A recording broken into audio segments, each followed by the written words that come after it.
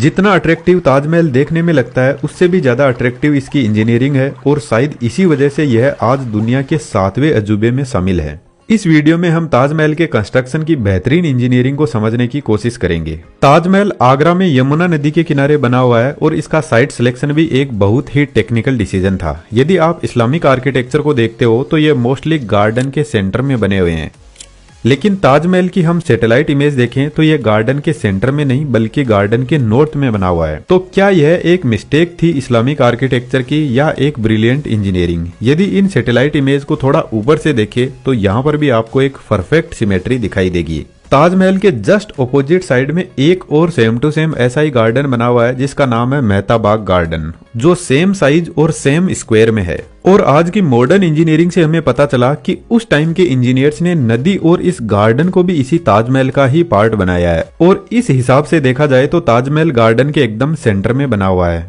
और ताजमहल को मेहता बाग गार्डन से देखा जाए तो यहाँ से भी यह एक शानदार लुक देता है। इसके साथ नदी से यदि आप ताज को देखोगे तो नदी में ताज का शानदार रिफ्लेक्शन दिखाई देता है, जो असल में इंजीनियर्स के दिमाग में ब्रिलियंट विजुअल्स थे ताजमहल को लेकर कि यह बनने के बाद में कौन सी साइड से कैसा दिखेगा।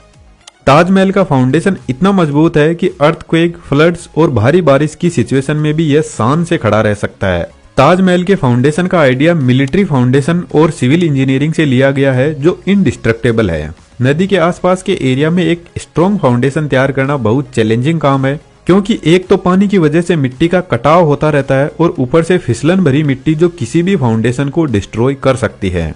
तो इंजीनियर्स ने सोचा क्यों ना एक ऐसा फाउंडेशन बनाया जाए जो पानी की वजह से कमजोर ना हो बल्कि मजबूत होता जाए। तो इंजीनियर ने सबसे पहले चैलेंज लिया कि जमीन को तब तक खुदाई की जाए जब तक मजबूत मिट्टी या स्ट्रॉन्ग रॉक ना आ जाए। जिस तरीके से आज के टाइम में हम बिल्डिंग बनाने से पहले स्ट्रॉन्ग बीम बनाते हैं, ठीक उसी तरीके से ताजमहल के फाउंडेशन में स्ट्रॉन्ग बीम्स के लिए कुएं खुदाए गए और कुओं को तब तक खोदा गया जब तक कि स्ट्रॉन्ग रॉक की मोटी लेयर ना मिल जाए। और लगभग 15 से 20 मीटर की खुदाई के बाद सेवरल मीटर मोटाई वाली रॉक की लेयर मिली।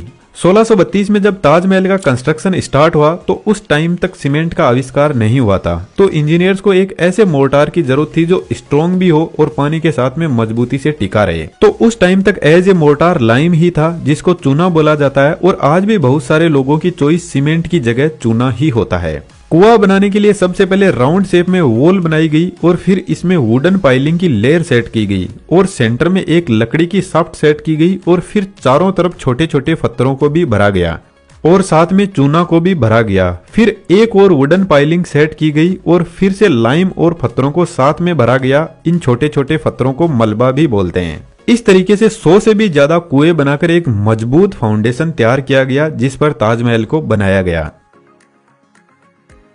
अरे यह क्या हुआ? यदि इस टाइप का फाउंडेशन हमने बनाया होता तो कुछ ही टाइम बाद में ताजमहल गिर जाएगा। और यह विजन आज से 400 साल पहले इंजीनियर्स के पास में था, क्योंकि जो लाइमस्टोन मुगल बादशाह शाहजहां के इंजीनियर्स ने यूज में लिया था उसको जब इलेक्ट्रो माइक्रोस्कोप से चेक किया गया तो काफी शॉकिंग रिजल्ट निकल कर आए।